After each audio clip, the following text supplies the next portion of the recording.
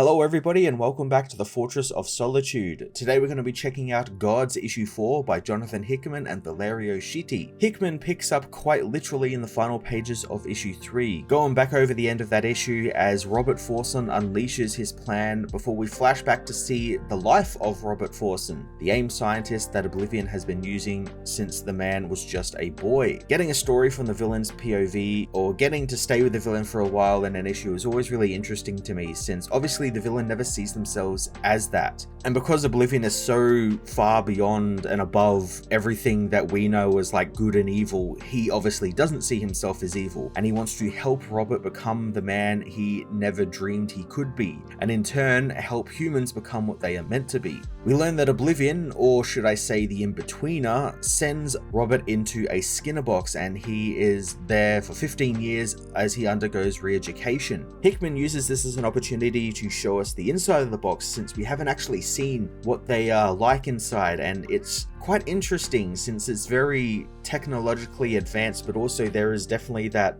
idea of magic being used. And the box design, specifically the inside and the floor and all the curtains and everything, really remind me of places like the Red Room from Twin Peaks. Just this weird, sort of uncomfortable, otherworldly place that looks familiar but then also isn't. Robert is eventually released and sent out into the world, where he eventually joins AIM and was told by the In-Betweener to help build the end of everything, which is the little crystal he ends up building and unleashing in the present. Like last issue, Robert's story is intercut with the present day, and I love all of the present day stuff because it's the same scene over and over again, and which is he's about to unleash this crystal that will just destroy everything, and in the moment just before it's unleashed, Doctor Strange, using time magic, is able to slide him and Wyn back ever so slightly. With every new page we see of it, they go back a little bit more, a little bit more, a little bit more, until Wyn is able to knock Robert out and stop his plan from ever happening. It's a neat little use of time travel in the book,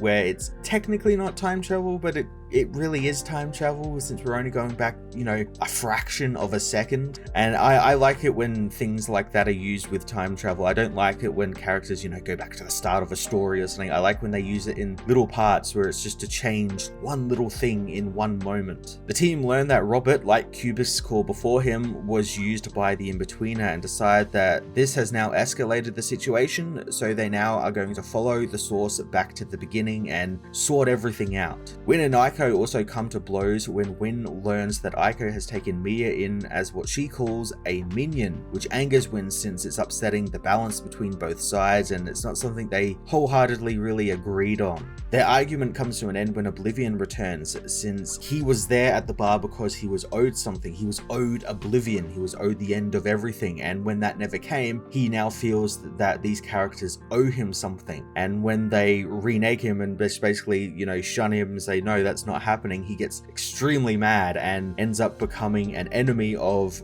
Wyn and Aiko's people. I really like what Hickman has done with Oblivion, since really he should be a villain. He should be like the big main villain. Like, he is literally the universal abstract of Oblivion, of the end of everything. And I like that he's not. I like that he's just above and beyond all of these petty squabbles that these characters are going through, which is funny because they in turn are above like humans' petty squabbles, and there's like levels to it, and it's quite cool to see that sort of being played out here between these characters. After Oblivion takes off, Strange and Wyn follow Robert back home and find another Skinner box in his house, and upon entering it, they find a doorway to a very MC Escher inspired place that is filled with thousands, if not hundreds of thousands or millions of the Skinner boxes, thus doors to other places as well. G.O.D.S issue 4 continues to wow me with its big ideas and how Hickman delivers them in such easy to understand ways. Mixed with Valerio Schiti's wonderful, vibrant and dynamic art, it makes for a wholly fun and compelling read. Highly recommend you pick up this series, as it's just going to get better from here on in. I'm going to give this issue a 9 out of 10.